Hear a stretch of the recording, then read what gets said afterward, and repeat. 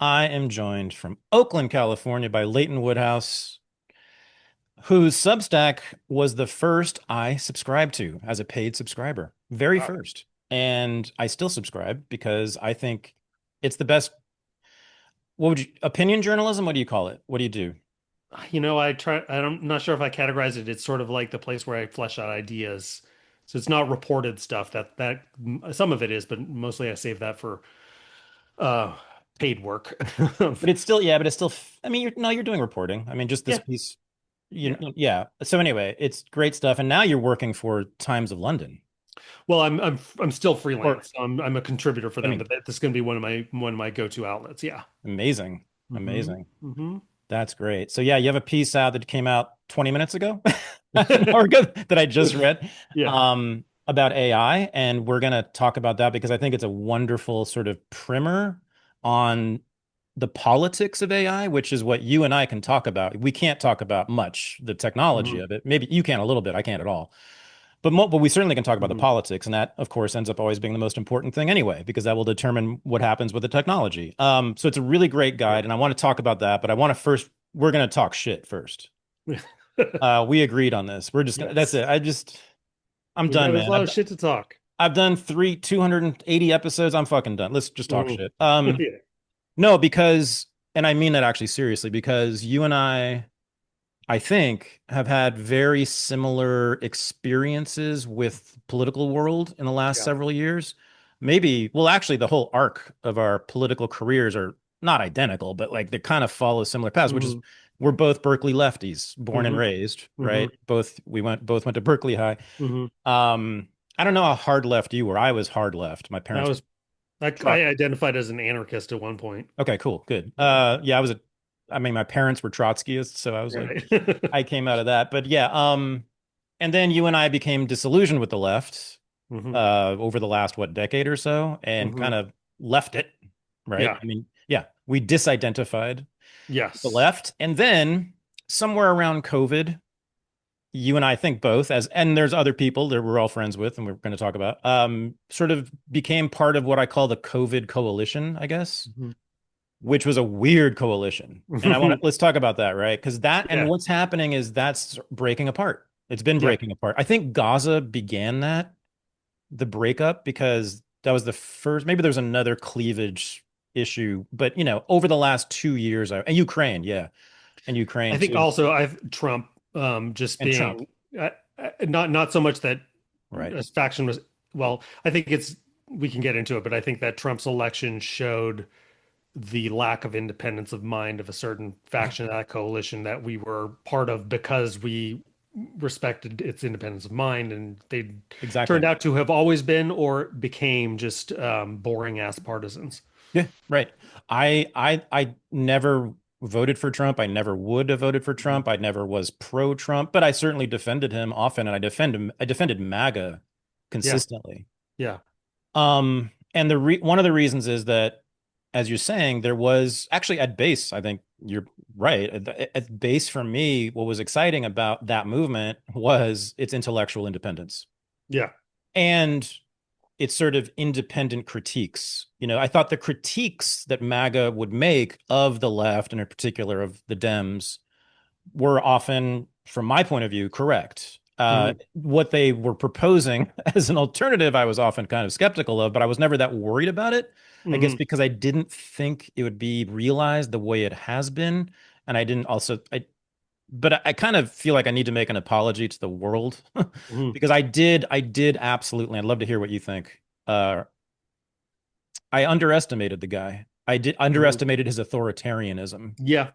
and I underestimated both. And you and I spent years like constantly knocking down charges of racism and sexism and homophobia, but now it's just clear. I mean, Yeah. and it started with the homophobia, like libs of TikTok, Mhm. the groomer thing was clearly Mhm. just anti-gay, Mhm. and then with Gaza, Yeah. and then other things too. But I mean, and we'll talk about the heritage stuff, and Yeah. they've revealed themselves to be, yeah, a cult, meaning no longer intellectually interesting or independent Mhm. at all, and a bunch of racist, homophobic dickheads. I don't know. Hmm. I just and authoritarian. Hmm. So Hmm. let's let's start from the beginning though, because I think let's start from, which I think is COVID. Hmm. That weird coalition. And I didn't meet you until sort of like halfway into that, but like, how did that start for you? And did you notice how odd that coalition was? Like Yeah. the particular constituencies that came together, right? Yeah.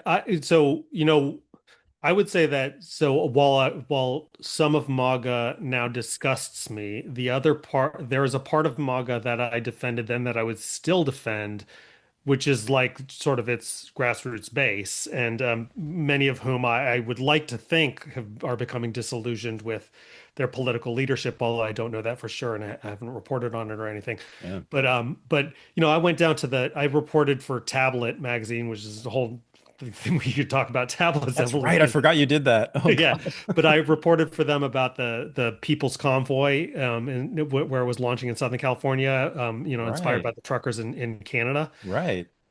Just absolutely lovely people. Yeah. It's like these all just super working class, hairdressers and whatnot, and Hmm. and those were the folks who that was kind of the backbone of the movement that was lashing out against the COVID Hmm. overkill. And I was like, yeah, I like these people. Hmm. These are just this is the base that the left has tried to organize for generations. And so that coalition, so there's that piece of it, and then there's the intelligentsia of that coalition that came together, and that's the part that I think has just gone completely sour. The Right. sort of the people who became influencers off of that cultural moment Right. and still Yeah. are. Yeah, absolutely. The grassroots of MAGA. Yeah, I don't have a beef with them yet. Yeah. Partly because I don't know. I don't Right. know. And I don't either. right, there's been really no reporting on the last 6 months how they're taking all this. Right. Right. I mean, Um, the big break was the Epstein thing. Seemed like that right. would be a Fisher point, and I don't know. It's too soon to say whether how that plays out. But even that was just like a Fisher point, really, actually, with more with the intelligentsia. Like I don't know how much reporting was done about like grassroots MAGA people and how they feel about it. I imagine it's similarly, but like even that was just like, oh, what is Charlie Kirk saying about this? What is Jack Posobiec saying about this? By the way, both of whom are just back fucking in the of course, like Kirk, he's the ghost. What was that tweet where he's like, "Well, I'm gonna just trust my friends in the government and the Oh, I love that. administration." It's pathetic. Yeah, Right. What a line from a yeah, radical. Yeah, yeah, that's what any rebel says, sure. yeah. I've Yeah, never said that. I've never said those words, no matter who is in office. I've never said those words, and I never would. I'm gonna trust my friends in the government and the administration. what if well, what if it's your wife though? Like Yeah, true. what if your Yeah, wife she's is president? president. What if my son is the Secretary Right. of State? Jesus, what am I gonna do? So the weird thing, and I I had never knew these people existed, but apparently in large numbers, this is sort of side topic, but the sort of what do you call it? Like the alternative health Oh, people? the Maha people. Yeah, but their original incarnation in Hmm. 2020, 21, Hmm. right? Hmm. And I did some stuff. I did a little like organizing of things around here with them. You Um, mean like the I don't know what they are, but they're like those big. but do you mean like the dissident doctors who were like, Yeah. But right, there's a whole grassroots thing. There's a whole right. movement. Oh I yeah, didn't yeah. and I had no idea about it. I Yeah. mean, I guess what do they do? These are people who eat a lot of vitamins or what's the I don't what are they? What are the We politics? yeah, I know. We got to figure out what we're going to try to piece out because like each of these subtopics could fill hours, It's okay. about like the what happened with the all with the alternative health people that you who used to be like Marin County leftists. Marin, yeah. Right, right. Yeah. Yeah. And Yeah. now many of whom, by the way, who I've met here in the Bay Area who literally the same people, like they were like Marin County leftists or like the East Bay variety thereof, who are like all in on RFK and stuff. And you're like, so it's not like that cultural zeitgeist switched to another population of people. It's like the same people. They're the same like new agey hippies that they always were, but now they're Mhm. like all in on RFK, and it's just it's a crazy world. Yeah. I mean, yeah, right. It is the Maha movement. It wasn't called that at the time, so I didn't connect. But right, that's who it is. Yeah.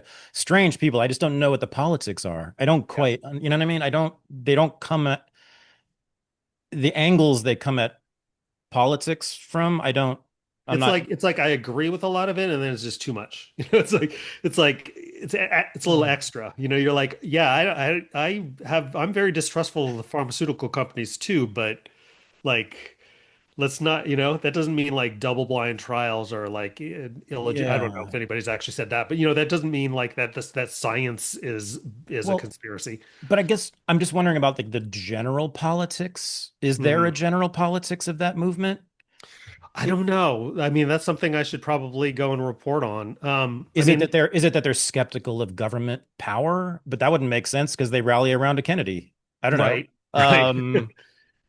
Are they, or maybe that is it, and they just don't, they have a contradiction. I But think it's well, or they just see Kennedy as, a tip of the spear of the anti-establishment movement, which is now ascendant. yeah, Now that he's in office, do they still see him as an outsider who's taken over the castle? Maybe, I don't know. But I know that like the last experience I can remember, like consorting with folks of that persuasion was like during the campaign, when RFK was running and hadn't yet endorsed Trump.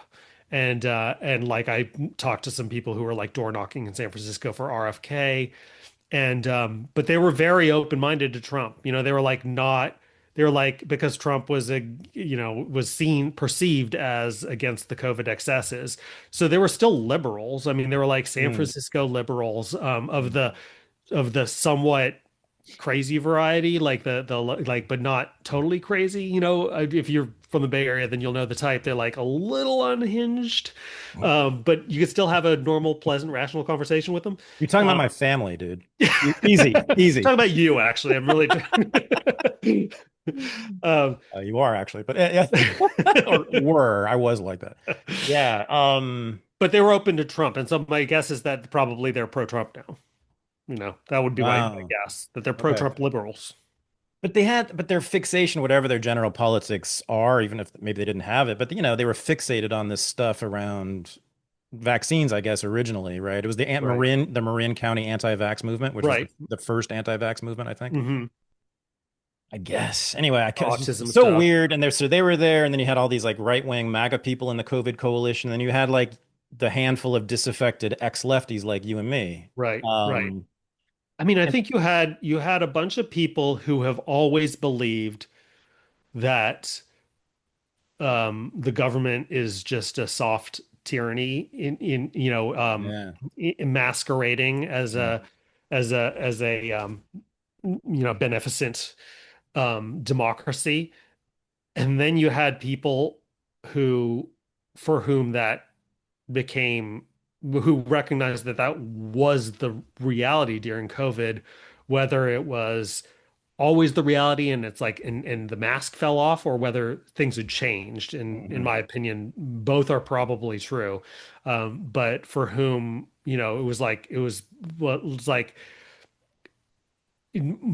I think more empirically based people who are just less ideological, but who were like, this looks a lot like authoritarianism.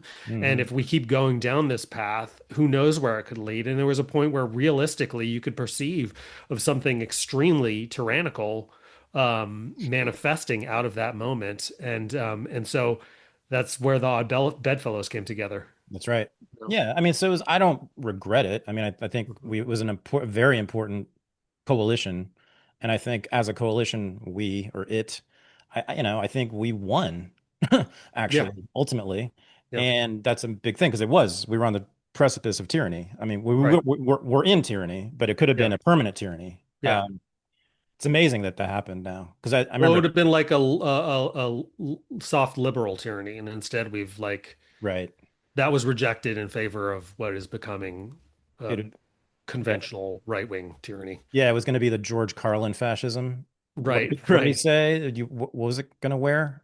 Fascism was going to wear I'm not sure if I know that. sneakers instead of jackboots, I think he said. Anyway. Yeah, Yeah. Okay, so like, 2020, the racial reckoning nightmare, you and I, right, right, were completely horrified by the whole thing. I don't know right. how you felt about Floyd, but generally, we were on that side and defending the critics of the BLM and Defending normal people. yeah, well, I don't I like like to using see it. normal, but yeah, sure. I mean, the ones I think are not dangerous. Right. Um and of course COVID, all the COVID restrictions were on that side. And then, I don't know about J6 for you, but for me, That I was thought it bad. was I mean, thought I it was thought, bad. well, no, I'll say it depends on what we're talking about. I think both were bad. I think the Hmm. actual event was bad, Hmm. and I also think the political prosecutions were bad. Oh yeah, okay. Yeah. Yeah. The actual event bothers me almost not at all Uh-huh. because again, I'm a lefty, right? That's what we Right. used to do. We used to storm Right. state capitals. That's what I Right. thought you were supposed to do that. Right. Capitol buildings. To be honest, it's not when I say I thought the event was bad, it's more of like my intellectually I processed it as bad. It wasn't a visceral reaction at all, you Yeah. know? Yeah. Yeah. Yeah. Um, but of course, yeah. The more important thing, which is the political consequences and the punishment of those people, right? It's been Bad. Very bad. horrific. Yeah. Yes. And Yeah. I've been yelling that since the beginning. And again, like alone almost among, lefties or liberals at all. So, and then the process, and I know this is true for you too, of being a part of that coalition and defending MAGA generally. I gained a lot of friends, I guess, acquaintances, a lot of Hmm. podcast guests. I mean, I had several members of the Trump administration on my podcast. Hmm. Um, and um, and I now look at my list of podcast episodes, and I'm very sad because about half those people I think are pretty gross Right. Yeah. now. Yeah. Certainly on Palestine, that I find it very hard to continue or Yeah. have any kind of relationship with people who take a hard position on Gaza. Yeah. And then other things. But let's talk about this. So the fucking thing breaks apart, starts to break apart. I think with Ukraine a bit. I mean, we found out that some of the people in the COVID coalition were actually secretly into the American empire, I Hmm. guess, or Hmm. some kind of aggressive foreign policy. So that I could see that kind of big chunk kind of broke off. And Hmm. then Gaza was the big one for me. I mean, I saw Yeah. just so many people. I feel like the perfect incarnation of this strange coalition, like somebody should write her life story, is our mutual friend Janine Eunice, who just happened like biographically to be, for those who are unfamiliar with her, she is a free speech attorney. She's a civil rights attorney, but she used to be, a big lefty, I think, in New York. And then then as the COVID stuff happened, she was radicalized by that, and she started to ally with the right in fighting for civil liberties of Americans under the COVID regime and free speech rights when we were Mhm. being censored. She was part of the team of what is called Missouri versus Murtha or whatever, Mhm. that went to the Supreme Court. But she also happens to be half Palestinian, and so then she just like it was like she was radicalized by COVID, and then right after that saw her entire coalition that she had lost her leftist friends, like had abandoned her over Yeah. her principled advocacy around the against the COVID stuff, and then all of a sudden everybody who she had brought into her tribe were like frothing at the mouth for genocide. Yeah. Yeah. I had her father on my show and Oh, really? he told the whole Yeah. story. Yeah. Yeah. He born and raised in a microscopic village next to Jenin, and that's where Yeah. Jenin got her name from. Yeah. Which is of course the center of resistance, has been sort of the capital of resistance in Palestine. The to be yeah, to be excuse me, to be Palestinian and to be part of that coalition when 2023 comes around. I mean, her unique position there was excruciating for her, and it Yeah. has been I remember because being on call. I remember just sorry to interrupt, but I yeah, remember being on call. I remember being on a call with her and Barry Weiss. And it was like, and a bunch of other people too. But it was when we were all considering, I did end up signing on to it, but signing an amicus brief. And so it's just a funny thing to recall now. yeah, I never got that close to the devil. I I've like been like Barry. I've always been like one. No, I know she's not the devil, Yeah. but well, I've always been 1 degree from her. It's really weird because she was at Mhm. Columbia when I was teaching there. Oh, And okay. that's when she was famous then because she was trying to get all the professors fired, all the Palestinian professors Right. fired. Right. That was in Yeah. 2004 she was doing that. So yeah, Yeah. I've been around, and then we have 100 mutual friends, and Yeah. yeah, but I've never. I like Barry a lot, but this has been actually Mm, it's been very I think it's been good for me psychologically to go through this process in which forces you to vehemently disagree with people who you personally like a lot, which is a good exercise for somebody who, grew up on the left coast and was like in the bubble, more or less yeah. always. And so like now it's like, well, yeah, life is complicated. There's a lot of people I consider good friends who I really have a lot of affection for, whose politics absolutely disgust me. Here's the thing, Leighton. It's life. Um, no, well, like I'm thinking, as you say that, right? One of the things I liked about the Trumpers and the MAGAs and the Majas and the COVID people was that as people, generally speaking, they were actually much more likable than the people you and I grew up around. Oh my God. Yeah. It's hard not to be more likable than those people. The If you left, go into these left spaces as an ally, immediately everybody's sneering at you because you're not just like forcing you to assume your place in the pecking order. It's like before you, like, until you've established that who's sort of more thou than thou, then yeah, you're just being like, everybody's like kind of like grappling for power with each other and sneering at each other. And yeah. it's just a shitty antisocial like environment. And then Oh, you go it's to the like a right wing worst. thing. I mean, there's like the cliches that the left looks for heretics and the right looks for converts. Mm, You go to like a right wing thing and they're just like, come on in. Couldn't be friendlier.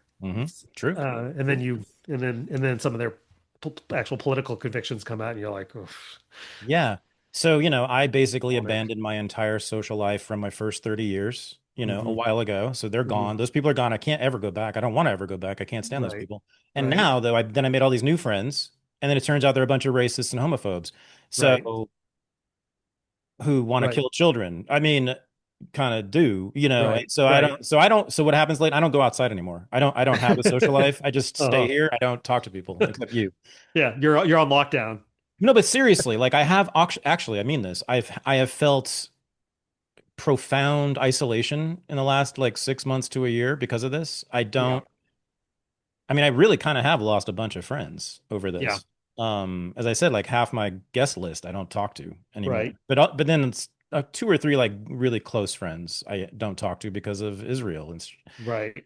um anyway, so Trump, let's do this. You have an awesome, I think, take on the first 6 months, or what is it now? Eight? How many months are we in? Yeah, what is it? Just August now? So I guess but it was Five? January 20th, so I mean, six, seven. seven, seven, eight. Yeah. Mhm. Um, yeah. I mean, you've written several pieces that I thought were just excellent Oh, thank you. on. Also, you write so clearly. I really appreciate that. Oh, thank you. Um, and on Trump, the sort of politics of the time, the sort of politics, and let's go through it because for me, I don't know what you were predicting. I wasn't predicting great things from Trump. I'm not even Hmm. sure I was predicting, well, no, I was predicting some good things. And the first week or two, I was excited because of what he did to Zelensky. I thought that was a good thing. Yeah, I like I actually that got excited the first couple of Yeah. weeks, and then it's just been nonstop downhill since. So talk about it. Like what were your expectations going in By the way, January? he's back to sending fucking arms to Zelensky now. Right. Oh, So that's sure. just a perfect example. Why not? Sure. Right. We're going to deport everybody except for all the workers in restaurants and farms and hospitality. Right, right. That too. But then we are going to deport them But again now actually we are after. gonna. Now we Yeah. are going to deport. Right. So Yeah. Yeah. there will be no more wars except for the wars that I continue. Anyway, Yeah. yeah. Go for it, man. Like, tell me, like, what's I if you're think I going to was talk? Go ahead. Go ahead. I think I was probably in a similar place as you. I mean, so I think that the first Trump administration, I think we got so conditioned to hearing that the first Trump administration was fascism and was the worst presidency ever, and that we were on, the brink of the Fourth Reich or whatever. And especially, you and I are, I think, about the same age, right? Um, I'm 10 ahead of you. oh, okay. Same generation. And Yes. and Yes. both of us were politically conscious in adults through the George W. Bush administration. So it's like, Mhm. I think for people who recall vividly the Bush administration, it all Mhm. seemed like sort of a joke because it's like, yeah, Trump's is crass and he says a bunch of scary shit. He says the stuff that was far worse than what George W. Bush would say in public. Yep. But like, he wasn't renditioning anybody. He wasn't starting wars in the Middle East. He wasn't, this like instituting warrantless wiretaps. This is like we've seen what a fascist like American administration looks like, and this ain't it. Hmm. So I think that my expectation was that I mean I figured that they would be that he would look a lot like the first. It'd be somewhat of a clown show, um, and that he would do a lot of things that I disagree with. I've never been on board with his mass deportation agenda. This is just I'm very pro-immigrant, always have been. Um, but but that it would be, it would just be like, and there'd be histrionics from the left, and probably the left would dig down even deeper into its wokeness, Yeah. being negatively polarized against Trump. Mm. Yeah, it has turned out to be that the liberals were right, Yeah. even though they weren't at the time. They were like Yeah. ex post facto that they were right. It's hard. This is a fascist. He is an authoritarian. I mean, that was clear. But I think assume that we had a system that he had authoritarian tendencies. But so what? We have a system of checks and balances that worked, and now that's being tested. And I am very fearful of what's unfolding. I just can't believe the libs are right. It's just They're right for hard. the wrong reasons. It's like reminds me of when Sam Harris was saying about Brett Weinstein. It was like the most tortured, ridiculous logic, but he was like, okay, yes, he was right. I forget it was some COVID thing. It was maybe it was something to do with mRNA vaccine, or maybe I can't remember what it was, but Hmm. he was like, yes, Oh yeah. he turned out to be right, Right. but like at the time, based on the data that he knew, he was wrong. Right. So he's just accidentally right. But it's Right. like I kind of feel that way about a lot of the anti-Trump left. Right. Or Sam will say, well, if COVID had killed every child on Earth, then I would have been right. Right, You know, right, right. okay. Yeah. Okay. So if Trump had been Hitler, you would have been Right. right. Well, Yeah. the thing is, they goddamn were right, and it hurts Yeah. to say that. Yeah. Yeah. It's hard to say that, I should say. Yeah. But uh, the general incompetence of the first Trump administration, I guess, shield or Hmm.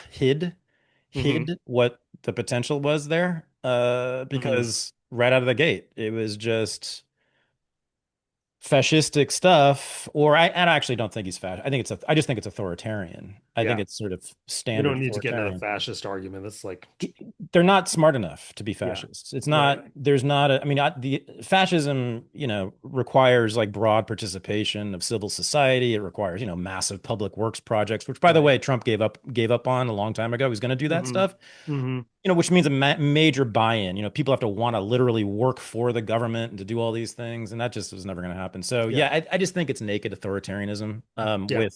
with like some It's just racist. like it's like Caudilloism, which actually, if you Oh, press me, I wouldn't really be able to describe exactly what that is, but I have the sense that it's just like sort of strongmanism, you know? Peronism, Juan Yeah. Perón, that kind Yeah. of, yeah. Mhm. Yeah, right. To me, that's a crucial distinction. Mhm. Doesn't mean it's nice 'Cause or it's not good. ideological. It's yeah, that and there's just well, there right. I mean, there is an ideology, but it's different than Hitler's and Mussolini's, which were very complex Right. social structures, and Hitler's and Mussolini's ideologies were evil but coherent. This is not a coherent ideology. mm, you don't think it's coherent? I don't think that, well, here's we can, kind of tease the AI conversation here, but I don't think that when you're claiming to reindustrialize America at the same Hmm. time that you're pushing AI I think is the Oh, most incoherent. I'm like but right, it's right, right, representative. It's not just that one issue. It's representative of the coalition between MAGA and the right, tech right, which right, are like the tech right being the most globalist, yeah, sort of like transhumanist, right, anti-trad. It's just like right, everything that's antithetical to like the Steve Bannon MAGA movement, and they're trying to cobble this together and make it work. yep. That's what I consider completely incoherent. Gotcha. Oh, for sure. Yeah, yeah, yeah, gotcha. But I think Elon Musk and company sort of came in post hoc after the MAGA ideology had been established. Yes. I think there's a coherent founding ideology of MAGA, right? Yeah, Which yeah, yeah, is, yeah, yeah. I agree with that. I'm saying yeah. the ideology of this administration, because Trump is, in my opinion, like non-ideological and he's just opportunistic. And so they gave him a lot of money and they bought him off, and then and it paid off. They turned over the keys to them, and now they're just trying to sort of, it's like bringing in like stepchildren into your family. Now they're just trying to go along and get along and navigate being in a coalition with the MAGA folks, but pushing their own agenda. And it's totally, so it's like, and the MAGA people haven't been pushing that hard back, in my opinion. And that's Mm-mm. maybe there'll be a time limit on that. Maybe they will. Mhm. But that's been disappointing to me. Yeah. Mhm. Yeah. I mean, I think the MAGA ideology is best summed up or represented by that poster. Was it DHS? We were talking about it Yeah. before. The DHS put on Twitter. Yeah. This the what are they called? The settler. I'm an Heritage American. I'm American. an American historian. I forget the name of them. What are they called? The Heritage Americans. That's covered the phrase. wagon people. Yeah. Oh, the pioneers. The pioneers. Those people. Right. Yeah. Right. When I see that, all I think of is the Donner Party, actually, which is not usually what you want to associate it with. But yeah, the covered wagons usually ended in tragedy, Yeah. and not a whole lot of people ended up in California Yeah. in covered Was wagons. yeah. I don't Yeah. know. Did your ancestors come in covered wagons? I don't know. No, they didn't because Although you actually have old English stock in you, don't you? I do. Yeah. So Yeah. I'm a heritage American, proudly. I'm Hell just yeah. kidding, Hell yeah. but I am, like, by their definition. My mother's Well, Japanese, and and so half enemy. she, You're and half enemy though. I mean, you're right, right, right, half exactly. heritage, half enemy. Yeah, yeah. Um, my mom is Japanese, but my dad, yeah, his, as my name would suggest, my very Anglo name would suggest, his family was here, I think, since the colonial era in New Hampshire. I Oh, think they were Puritans, and they ended wow. up in Iowa. Oh, It was my dad and my mom who moved out to California. So they didn't come in covered wagons; they came in an airplane. Um, yeah, right. Hey, I'm pretty white, part Jewish, but like back to the 19th century, no covered wagons here. I'm pretty sure we mhm. came in car. My dad drove a Cadillac. What's your like European stock? Not a Cadillac. What did he say? He bought a car when he graduated from college and drove to LA. That's how they got here. Mhm. What's my stock? Quarter, as I said, Eastern European Jew, quarter Mhm. Welsh, quarter, uh, what are they? I don't know. I say redneck. I'm like Uh, part redneck. I mean, Scots German, Irish. Yes, Scots Irish, Uh, the fighters. Yeah, right, I got some, right, that's where I get that from. right, Yeah, like North Carolina upcountry rednecks who were right, Scots Irish, German English. Just right. that's like three So you quarters. probably but you could probably trace your shit back to the colonies then. No, 1850s is as far back as we go because 1850s. Mormons. So my dad's family's all Mormons, so they Oh, did the okay. genealogy, but they came from Canada. But who cares? Okay. Anyway, no covered wagon, no heritage here. Not Hmm. really. Hmm. Hmm. But turns out a lot of our friends are actually racist. Yeah. Yeah. I don't know if I call them I didn't friends. think they were, or Yeah. I thought they were in ways that were, insignificant. Yeah. I mean, I think well, we should talk about what we mean by that, because if we're talking about the Heritage Americans thing, which is something I've written about, we could talk about J.D. Vance, for example, who is very much embraces this ideology of heritage Americanism. Wow. I don't know that he uses that phrase, but he's alluded to it quite strongly. And like, and when I don't think J.D. Vance is a racist in so far as in the normal conventional understanding what that means, which is that he has contempt for people who are non-white, and when he looks at them, he thinks of them as, he thinks malicious thoughts. He's obviously married to an Indian, and he's Mm, got kids who are right, biracial, all that stuff. right. But his form of race, the racism that he represents, is much subtler and maybe deeper than that, which is that, he gave that speech at the RNC where he's talking about a lovely speech, was talking about like his gravesite and how he wants to bury himself and his wife in his gravesite. But the lesson of it was like, I can trace my ancestors back to the Civil War and even earlier, Right. and that's what it means to be American. And then more recently, he gave a speech where he said something to the effect, or maybe it was a podcast interview where he said something to the effect of well, I don't know. I think the people who hate America, who hate what he was comparing. I'm going to fuck it up, but he basically was saying that the most American people are the people whose ancestors fought in the Civil War, which is ironic because he didn't distinguish between Union and Confederacy. So it's like, oh, so the people who were secessionists who are fighting to literally destroy the United States, are they more American? But I mean, but the point was like people who can trace their ancestry back really far are, well, I think that they're fundamentally more American. And I'm like, the fact that we're even talking about who's more American than whom is already a really dangerous slippery slope. And this is what I've argued, and people like push back on me hard on this in like comments and Twitter threads and whatnot. But like, sorry, American is it's a binary. You either have citizenship or you don't, and that's the way it should be. It's a one or a zero. If you've been a naturalized citizen, you're as American as somebody whose parents came over in the Mayflower. That's just the way it works. So I just got through giving a big argument about how it's not fascism. Hmm. But this is the part where there is overlap with Nazism. Right. Not with Italian Blood fascism. and soil. Yeah. Not Italian fascism, who are much less interested in the race stuff. But Right. the Nazis, obviously, and we all know this, were interested in Right. racial purity and who was a real German and who wasn't a real Right. German. Right. Yeah, Yeah. yeah, yeah. Yeah. It's not a good look, Yeah. I think. The good Yeah. news is it turns out not to be that popular. You Yeah. know, I mean, what I wrote about in my stuff, I don't know if it's right or not, but I like to think it is. But is that, the I think that the blood and soil nationalism that we saw in Europe, that was part of fascism, was um, emergent from the European medieval past because mm, so like right. you had the Roman Empire, then the Roman Empire collapsed and you had basically warlordism for like 1,000 years in Europe, which evolved into feudalism. So you had all these petty fiefs, you had no nation states, you had no empire, or you had various competing empires.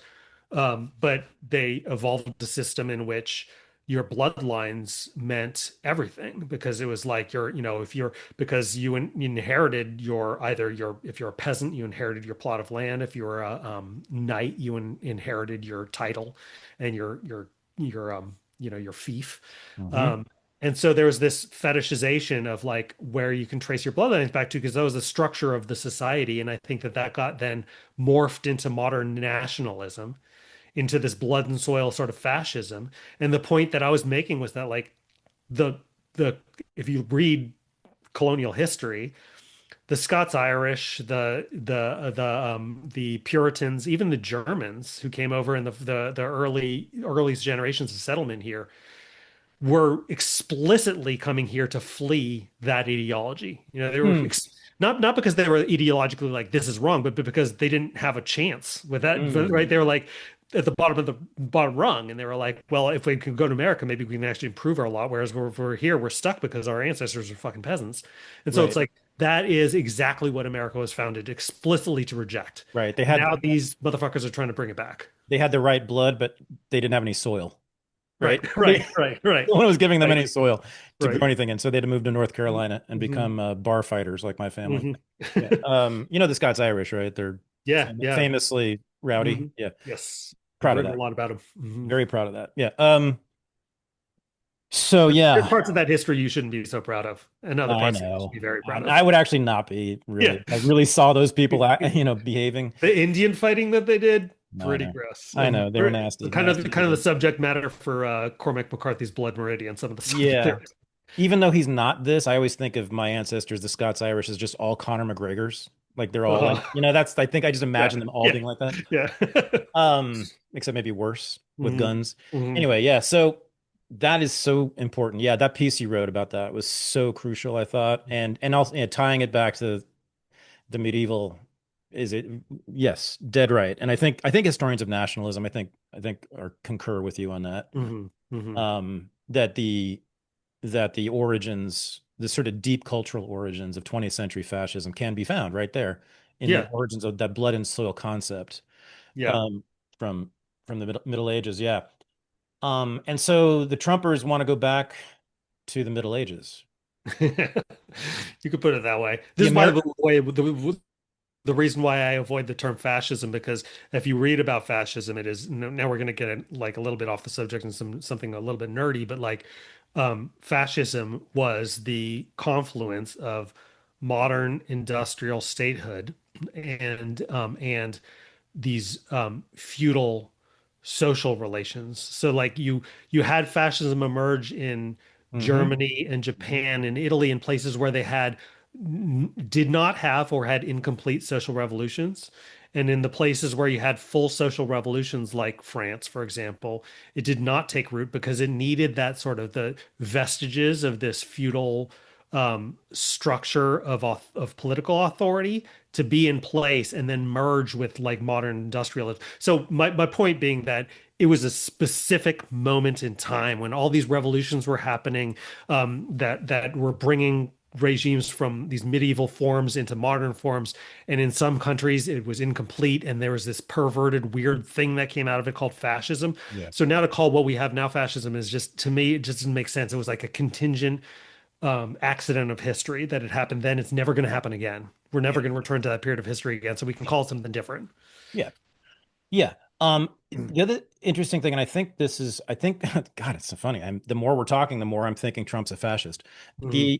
The the origins of fascism, I think this is probably a majority of fascism scholars argue this. It's very conventional, which is that it started as an anti-communist movement. Yeah. If you look Mhm. at Mussolini's black shirts in 1919, like Right. very, very origin, that's what they did. They Right. literally beat up communists in the streets Yep. in Milan.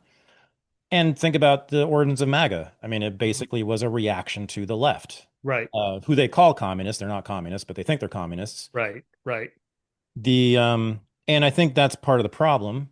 I mean, it was a virtue. I think early fascism was totally virtuous, by the way. They were communists in Italy were like seizing businesses and shops Yeah, and no, no, no. The communists of that time, I actually thought about this many times. They were like, it was like the woke thing times a thousand, but it was like they were probably just insufferable authoritarians.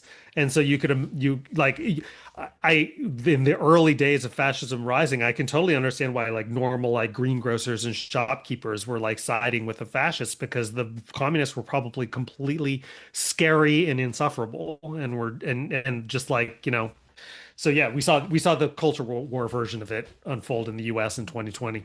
yeah. We have a course on fascism, and I Hmm. brought in John Foote, who's the leading scholar of Italian fascism, and he's a socialist. And Hmm. John, in the course, he lays out how I think it was 250 stores central Milan were all seized and expropriated by the Communist Party of Italy. Hmm. And so fascism arose in response to that, and they kicked the Right, communists out of the country and got people's property back. right. So amazingly, and I got him to sort of admit that like, maybe the original fascists were actually kind of good, Yeah, cool yeah, people. And well, look here. I mean, I think the original MAGA movement yeah, was I would say necessary. Thank God it came up yeah, because the Democratic Party was running us into a totalitarian cliff. I mean, yeah. or off a totalitarian cliff or whatever it is. Hmm. Yeah, it's but And it now was an they anti-neoliberal movement, which I think both of yeah, us have always yeah, been not just sympathetic to, but probably very actively championing. yeah. And on foreign policy, it was especially exciting Yeah, because I was hearing stuff I'd never heard in my whole life that yeah, I never thought I would hear. yeah. Real challenges to the ideological structure of the American empire. Right, I mean, right. the precepts of it, the Yeah, what every politician just assumes going into their job on Capitol Hill is to expand and maintain this empire. yeah, And Trump was just like throwing bricks through that yeah, every single day. And now not so much. yeah. It was Um, anti-neolib and anti-neocon, yeah, and now Trump is uh aesthetically both of those things and policy wise is very much regressing back to the mean. yeah. Then Gaza. Yeah. Oh man. Yeah. The um the sniper, the target practice on children. Hmm. that's come out in the last couple of weeks very clearly. The shooting them in the testicles. Yeah, four in one day, Yeah. four teenage boys in one day, and then each day it's a different body part. Yeah. And this is multiple British and American doctors testifying to this. Hmm. Hmm. Um, The Squid Game shit happening with these aid stations. I don't know if you saw that Guardian piece that was published, I think, yesterday, but I wasn't aware of this part of it, that the average amount of time that these aid stations were open that people were gathering towards was 11 minutes. So they would like what they do is they have these aid stations with all this food, all these starving people come in to get it. It's usually they usually open them at like 2 a.m. or something. And but I think at other random parts of the day too. And they give them notice on social media, just like on Facebook and elsewhere, just like a Oakland sideshow or something, just a few minutes before they open, and then they keep them open for like 11 minutes and then they close them again. So it's like literally you are creating the conditions for like have a bunch of people mass there and then stampede over each other and then you're shooting at them. And then you kick them all out and then you're not open until a day later. It's like it's this stuff is so twisted. It's like it was the first time that I said this, and I don't want to sound histrionic, but it like it is comparable. That specific scenario, the only I can't think of many things that the Nazis did that was worse than that. Like maybe Joseph Mengele did some experiments which would put that to shame, but otherwise, it's like this stuff is just as bad as what the Nazis did. it's right up In, there. yeah, I mean, I don't, who cares if there's if there's any kind of qualitative difference, I don't care because yeah. it's all beyond horrible. So you're not part Jewish, and my son's Jewish, my Mhm. ex-wife is Jewish, my mother's Jewish. Well, my son is technically Jewish because my wife is half Jewish. There you go. Yeah. Okay. So that's what made me beside myself in despair when I heard about the target practice 2 days Mhm. ago. I had a really hard morning because of that. Yeah. And it was, I've been crying about the kids dying for a year and a half. So it's like, okay, for the kids, it probably doesn't even matter whether you get shot by a sniper in the head or you get blown up. Either way, they're gonna. But it's the Jews doing it in the name of Jews, and Mhm. so we are every day not surrounded, but we are beset by Mhm. more and more actual anti-Semites. Mhm. And I've been dealing with them. I had a guy ask me for a comp subscription so he could read my critique of Zionism, and he's like, "Thank you for doing your good work exposing the Jew conspiracy." Oh, Jesus And I Christ. said, "Okay, I'm going to give you the comp subscription, but I need you to know the difference, right, Right. between Jews and Zionists." Right. Man, Leighton, I am really terrified about long Well, term, yeah. long I mean, term. And here's the thing is that the Israeli government and their spokespeople in the West are literally like basically daring people to be anti-Semitic, basically like inviting you to be anti-Semitic because it's just the same as like the woke charges of racism. It's like, well, if you prefer vanilla ice cream over chocolate, right? Ice cream is probably because you're a white supremacist. Like things to that. I don't know if anybody said that, but things that ridiculous. And then people are like, I guess I'm a white supremacist. Like, if you're going to define it that way, I right? guess I'm a white supremacist. Yeah, It's yeah. like every day when like the ADL and APAC and these groups are coming out and saying if you object to Palestinian state, I mean, if you object to if you are in favor of Palestinian statehood, or if you object to shooting kids for target practice, I mean, they wouldn't say this literally, but if you object to the means by which this genocide is being carried out, you're an anti-Semite. That means you're anti-Jew. Then Yeah. it's like a bunch of people are going to be like, I guess that okay, well, fair enough. Then I guess by your standards, I'm anti-Semitic, and it just becomes easier to be anti-Semitic. Is it as long as this stuff is being carried out with like under the symbol of the Star of David, with like this Judaic supremacist message attached to it, it's turning people anti-Jew. Yeah. Did you see Megyn Kelly is now anti-Semitic? They Oh hate God. they hate her not because Megyn Kelly like thinks Arabs are Yeah. savages Yeah. and was kind of enjoying the Gaza war for Hmm. the first year and a half. Yeah. And then, like everybody else in the last couple of weeks, she's like, okay, I can't starve kids. Okay. And Right. now they're all calling her an anti-Semite. Pierce Morgan's an anti-Semite. I Right. mean, these people who are your best friends, guys. Yeah. No, Pierce they Morgan's always been pretty sympathetic to the Palestinian cause, though, hasn't he? I'm no, not saying that makes him an anti-Semite. I'm just saying that he's no. unlike, He, no. he wasn't until I don't know, a year into it or something. Okay.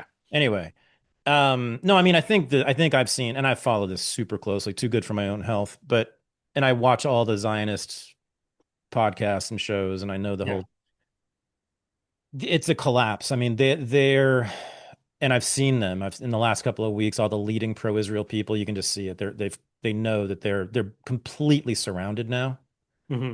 completely surrounded, and they know the Hmm. arguments don't make any sense Hmm. anymore to most anybody. I have a feeling that a lot of the people who are, I have a feeling that there's some intense cognitive dissonance happening among people who are very hardcore Zionists right now because Yeah. the news has become like if you're an intelligent person, or maybe it's actually worse if you're intelligent because you can convince yourself of things, but like there's a certain point at which you no longer believe yourself that all of this is propaganda and all of this is just made up and crisis actors or whatever. You're like, okay, these things are happening. Part of you is like, okay, these things are actually happening in the world. Yeah.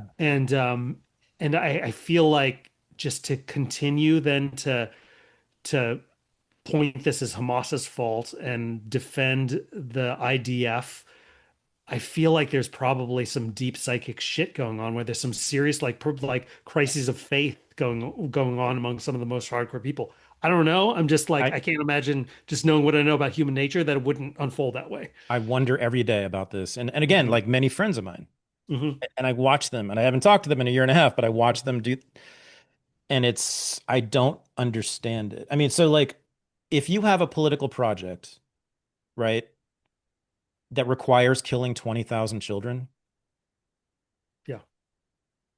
might want to reconsider. I don't know. It I, just I seems mean, the left went this before through this before with Stalin, well before we were born, exactly. But like, yeah, there was like a huge amount of the left that was just burying their heads in the sand, denying it, or rationalizing it.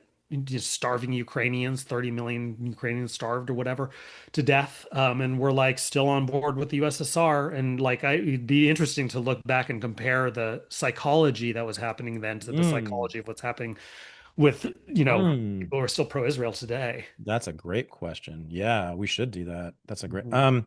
so but yeah, I mean I thought and then we saw again going back to the theme of, the COVID coalition breaking apart. I think that Gaza did that quite a bit. And we now then we found out that I mean and there simply is no other I don't think there's any other way to explain people's attitudes about Palestine without using racism. I mean, Yeah. I just don't see it. You simply can't evaluate human lives the way they have or Right. quantity, you know, Or you could say, I would say, like, just because people will viscerally react to the word racism, because in this case it's not necessarily based just on race. It's just prejudice. It's like yeah, is right. thinking that Muslim Arabs is subhuman, is that racism? Well, who cares if it's based in Right. race or not? It's fucking gross. Yeah, And right. that is, but yeah, it is. I mean, the since the beginning, the fundamental operating assumption has always been that the life of an Israeli is worth just orders of magnitude more than the life of a Palestinian, and that so therefore you can just you can get on the highest high horse about Israeli suffering, which people suffer. Like Israeli suffering is worth as much as anybody Sure, else's suffering and no more. sure. But then just completely write off, 20 kids being eviscerated in a bombing of a tent encampment because, well, Hamas knew what it was getting into when they picked a war they couldn't win. And it's just like that. So whether that's racism or not doesn't matter. It's just Well, dehumanization. but the very next thing most of them will say is, and of course they all support Hamas anyway. Right, right, And right, that's where it becomes racist. I mean, that's where it's just straight up collective, right, whatever, collective punishment, right, racist. I don't know. I mean, right. Yeah, yeah. yeah. Um, it's just it's simply been, and this is not saying anything new at all, but it's just simply been the most horrifying thing I've ever experienced in politics in my entire life. Yeah. And I was conscious during the Vietnam War. Yeah. So you know, Yeah. And just it's just that friends of mine, people I know, and significant portions of the American population have supported this thing. It's really hard for me to just even assimilate that Yeah. information into my mind. So anyway, I think maybe, there's a circling back to what you had said before, I think maybe there's a good side to this being alienated from both the left and the right insofar as like now, like when I started I think I didn't lose friends, or at least not real friends, but certainly like probably relationships were strained over my mm, questioning of left orthodoxies over mm, the years. hmm But these are people who I love, right? People who are close to me who I've known for many years.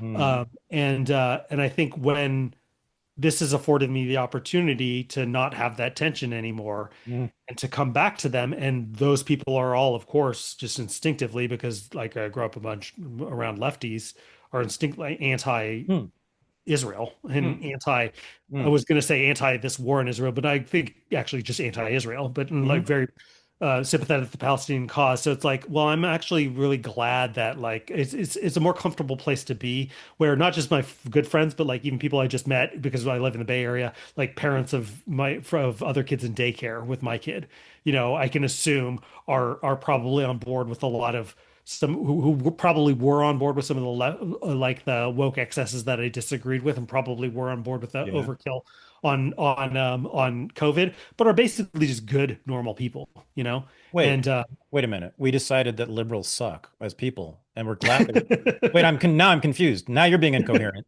Wait, are you saying the lefties that you got that you distance yourself from or were distanced from are actually good people to hang out with? yes, and that they're right, and that they are now right, and now I'm with the On good one people issue. again. Yeah. On one issue, yeah. No, no, what I'm saying is I suppose if I were to answer that seriously, I would say that most people are most people are apolitical. And to the extent that people in the Bay Area, for example, were on board with COVID lockdowns, it was just because they're fucking normal people. And they were like, well, that's what the authorities are telling me. And that's what the scientists are saying. And if they grew up if they were in Tennessee or something, they might be like, have the opposite persuasion to the same degree in the other direction, being like, I don't know, man, this seems like bullshit. And because you're not political, Do you you're know what normies. the mask compliance rate in Berkeley was, Leighton? Do you know what it Probably 99%. I don't know. It was? was 99%. Yeah, was it? I Yes. mean, dude, during the time I remember seeing there were those signs like public messaging signs in Berkeley. There were like these big banners being dropped from the telephone poles with images on them. And one of the images they used was of a guy on a bike riding a bike outside with the mask on. This is like well into the period in which we understood that masking was not necessary outdoors. So here it goes, man. I think it was like the first or second big protest in San Francisco after October 7th. It was like I Hmm. think early November 2023. I went and I show up and I'm full of feelings about Palestine and Gaza. I'm back. The left, finally I agree with them. I agree with them basically entirely on Israel. Like I don't have any significant, I'm a complete anti-Zionist. Right. Um, and I show up and of course half the people there are wearing keffiyehs, which bothers me too. And masks. Hmm. And I Yeah. thought, oh, here we are again. This is this Yeah. this this These are not my encapsulates people. Yeah. this encapsulates the whole Yeah. goddamn thing. So I still have nowhere Yeah. to go. So I just walked by myself and didn't talk to anybody. Uh, I marched by myself. I know Uh, exactly. I've been to those same protests, I, maybe literally the same protests oh, that I you've know. got Yeah, to maybe. do the Yeah. same thing. Yeah. Civic Center. Yeah. Yeah. Yes. Um, Justin Herman Plaza. oh God. I hate them. So I don't know. Like, do I want to hang out with racists who are fun, or do I How want to come you're hang out against with the Kefias? Is that just because it's such obvious virtue signaling? Is it like, No, no, I think it's just completely ineffective. I think it's right, counter. I think it's makes you look alien and not, yeah, we need to protest as Americans because right, the only way to end the Jewish supremacist apartheid state is to end American support for it. It's that right, simple. They know it. Everybody knows it. right, As soon as we pull the plug and stop helping them, they're done. I mean, as a yeah, Jewish state, as an ethno right, state. right, Um, so that's why we need to be. It's an American question. right, It's an entirely American question. We don't even need to care about the dead kids. yeah, We don't even need to care about. a Jewish ethno state. I just that Yeah, Americans need to see that this is where your money's going for this right. purpose. We have no business there. Do you Why want are, to spend your money on this or do you want to spend it on something else, right? I yeah, mean, yeah, and I think that if it's well, it is being presented to Americans and I guess what they're choosing, right? I mean, yeah. do you see the numbers now? 50% of young Republicans are anti-Israel now. It's amazing. Under Yeah, 50. Republicans under 50. yeah, A majority are yeah. anti-Israel. Like, Yeah. wow. Well, I mean, in a way that's really surprising. In another way, you're like, if you ask yourself the question, what would it take to turn American mainstream against Israel? Would you have guessed that it would take a genocide and a mass starvation campaign? It's like, okay, well, now we know what it takes to turn America against you. Right. And it's a lot. Right. It's a lot. Target practice on children, Oh, you got to kill 20,000 kids to get us to change our mind. I Right, mean, at least right, 20. right. I'm like, I mean, if America was still very pro-Israel in this climate, it would be a much, much darker world that we live in Can if you people were imagine? still, instead of just a few fanatics. Now they're outnumbered. People who are defending Israel, I think, are the ones who are being besieged instead of the opposite. Yeah, no, they're in deep shit. Yeah, Yeah, no, yeah, I don't want to be, I don't envy them right now. yeah. So, speaking of dark worlds, let's transition to your latest piece. Hmm. Another topic entirely, I guess. Hmm. Although AI is related to these issues, but AI is running the war in Gaza. that's right. So I've heard. Hmm. Hmm. Selecting targets, Hmm. which are often people's houses with children in them, turns Hmm. out. Anyway, yeah, so you wrote this great piece and you did a podcast about it as well recently. And again, as I said to you, I think it's just a tremendous job of laying out the politics of artificial intelligence. You do talk about the technology and the potentials of it and potential consequences, but it's really about the politics and kind of lay out the map, which Hmm. made it really helpful for me. So there's particular factions with particular interests operating around the AI issue as an issue, Hmm. not the Hmm. technology, but the issue, Hmm. right? And you interviewed a couple people. One sort of there's a radical anti-AI. I want you to lay it Hmm. out, but there's a radical anti-AI, there's a less radical anti-AI, Hmm. there's pro. Hmm. So why don't you just lay out the map? Because I think this really helps because I think everybody is now like trying to figure out what the hell AI is going to mean for my Right. life and for the world I live in. But let's do that. Let's start with, well, actually lay out the fear, right? Okay. And the Yeah, deep, I what's it think called? that's What's it called? Deep, oh, fuck, what's the funny code they have for your oh, percentage? P Doom, P Doom. P Yeah, Doom. Your yeah, P yeah. Doom and each person's P Doom rating. So yeah, do Right. that first and then let's talk about the Yeah. politics. So